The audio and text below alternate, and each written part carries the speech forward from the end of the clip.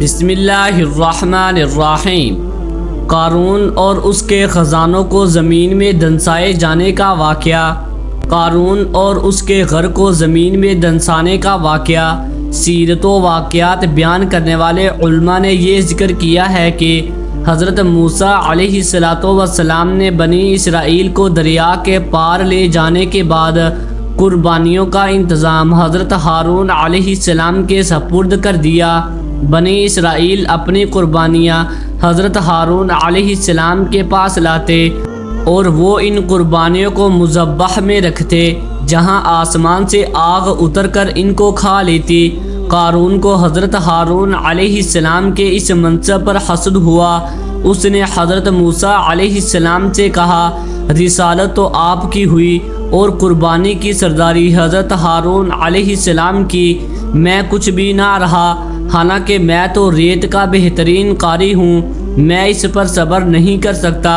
حضرت موسیٰ علیہ السلام نے فرمایا، یہ منصب حضرت ہارون علیہ السلام کو میں نے خود سے نہیں دیا بلکہ اللہ تعالیٰ کے حکم سے دیا ہے۔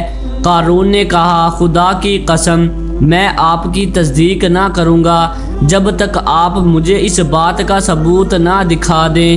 اس کی بات سن کر حضرت موسیٰ علیہ السلام نے بنی اسرائیل کے سرداروں کو جمع کیا اور ان سے فرمایا، اپنی لاٹھیاں لے آؤ۔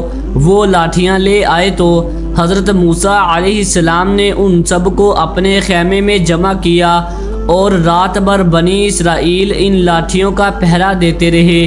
صبح کو حضرت ہارون علیہ السلام کا عصا سرسبز و شاداب ہو گیا اور اس میں پتے نکل آئے۔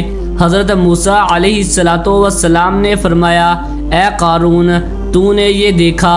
قارون نے کہا، یہ آپ کے جادو سے کچھ عجیب نہیں۔ حضرت موسیٰ علیہ السلام اس کے ساتھ اچھی طرح پیش آتے رہے، لیکن وہ آپ کو ہر وقت ایذا دیتا تھا اور اس کی سرکشی و تکبر اور حضرت موسیٰ علیہ السلام کے ساتھ عداوت دم بدم ترقی پر تھی۔ ایک مرتبہ اس قارون نے ایک مکان بنایا جس کا دروازہ سونے کا تھا اور اس کی دیواروں پر سونے کے تختے نصب کیے۔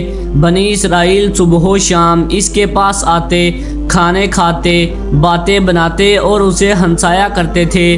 جب زکوٰۃ کا حکم نازل ہوا تو قارون حضرت موسیٰ علیہ السلام کے پاس آیا تو اس نے آپ سے طے کیا کہ درہم و دینار اور مویشی وغیرہ میں سے ہزاروں حصہ زکوٰۃ دے گا، لیکن جب گھر جا کر اس نے حساب کیا تو اس کے مال میں سے اتنا بھی بہت کثیر ہوتا تھا۔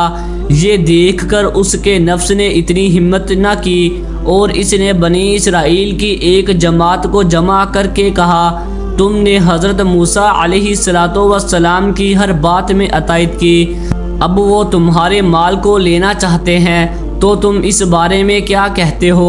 انہوں نے کہا، آپ ہمارے بڑے ہیں، جو آپ چاہیں حکم دیجئے۔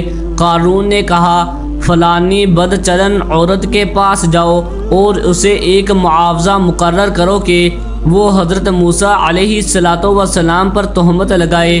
ایسا ہوا تو بنی اسرائیل حضرت موسیٰ علیہ السلام کو چھوڑ دیں گے۔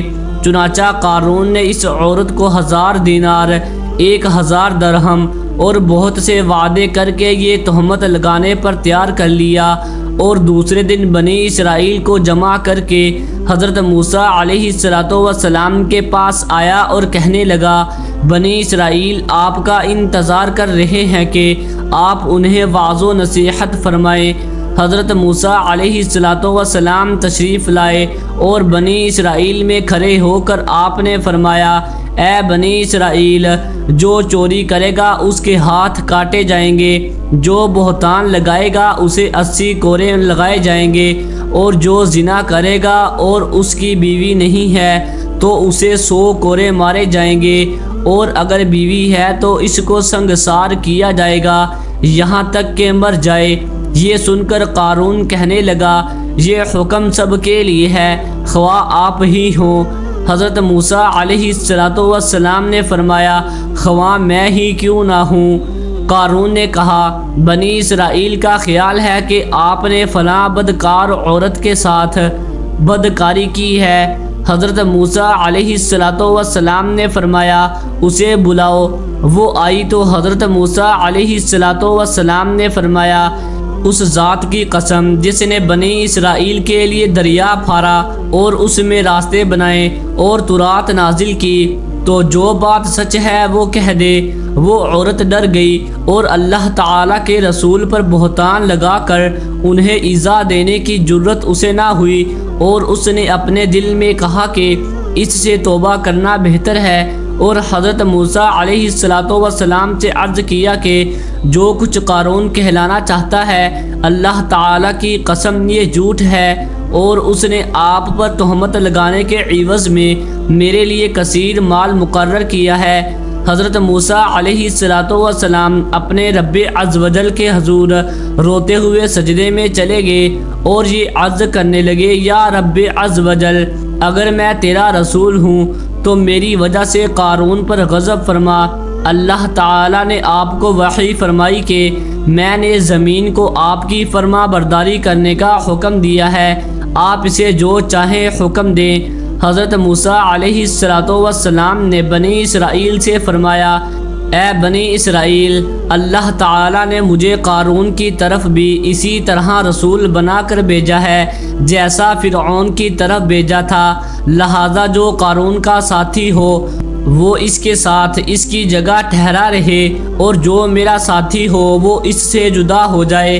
یہ سن کر سب لوگ قارون سے جدا ہو گئے، اور 2 شخصوں کے علاوہ کوئی قارون کے ساتھ نہ رہا۔ پھر حضرت موسیٰ علیہ السلام نے زمین کو حکم دیا کہ انہیں پکڑ لے، تو وہ لوگ گھٹنوں تک دھنس گئے۔ پھر آپ نے یہی فرمایا تو وہ کمر تک دھنس گئے۔ آپ یہی فرماتے رہے حتیٰ کہ وہ لوگ گردنوں تک دھنس گئے۔ اب وہ بہت منتیں کر رہے تھے، اور قارون آپ کو اللہ تعالیٰ کی قسمیں اور رشتہ داری کے واسطے دیتا تھا، مگر آپ علیہ السلام نے اس طرف توجہ نہ فرمائی، یہاں تک کہ وہ لوگ بالکل دھنس گئے اور زمین برابر ہو گئی۔ حضرت قتادہ رضی اللہ تعالی عنہ فرماتے ہیں کہ وہ لوگ قیامت تک دھنستے ہی چلے جائیں گے۔ بنی اسرائیل نے قارون اور اس کے ساتھیوں کا حشر دیکھ کر کہا، حضرت موسیٰ علیہ السلام نے قارون کے مکان، اس کے خزانے اور اموال حاصل کرنے کی وجہ سے اس کے لیے بد دعا کی ہے۔ یہ سن کر آپ نے اللہ تعالیٰ سے دعا کی تو اس کا مکان، اس کے خزانے اور اموال سب زمین میں دھنس گئے۔ امید ہے کہ آپ کو ویڈیو اچھی لگی ہوگی۔ ویڈیو اچھی لگی ہے تو ویڈیو کو لائک ضرور کر دیں اور چینل کو بھی سبسکرائب کر دیں تاکہ اس طرح کی انفارمیٹیو ویڈیوز آپ کے پاس بر وقت پہنچتی رہیں۔ شکریہ۔